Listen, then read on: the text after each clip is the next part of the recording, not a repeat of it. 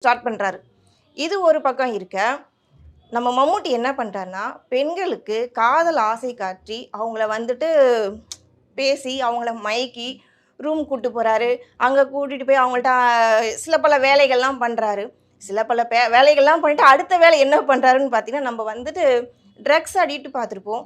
Sex addict பார்த்துருப்போம். ஆனா, இவரு வித்தியாசமான கில்லர் அடிக்ட்டா இருக்காரு. இதுதான் இந்த படத்தோடைய ஒரு பெரிய ப்ளஸ் பாயிண்ட்ன்னே சொல்லணும். என்னன்னா, அவருக்கு வந்துட்டு ஒரு மாரி சைக்கோவா நடிச்சிருக்காரு. ஆடம்பரமா இல்லாம, தன்னோட முகத்த வந்து கோரமா காட்டாம, ரொம்ப அமைதியா, நீட்டா ஒரு ஆஃபீசருக்குள்ள அந்த ரேஞ்ச்ல ட்ரெஸ்ஸிங் சென்ஸோட போயிட்டு, பெண்களுக்கு இவங்கள பிடிக்குதோ, பிடிக்கலையோ, அவருடைய வேலை என்னன்னு பார்த்தீங்கன்னா, அவங்களுக்கு ஆசை வார்த்தை காட்டி, அவங்கள கூட்டிட்டு போயிட்டு கொலை பண்றது தான் அவரோட வேலையாவே வச்சிருக்காரு. இதுல இன்னொரு ஹைலைட் என்னன்னு பார்த்தீங்கன்னா, இந்த படத்துல வர சாங் தாங்க.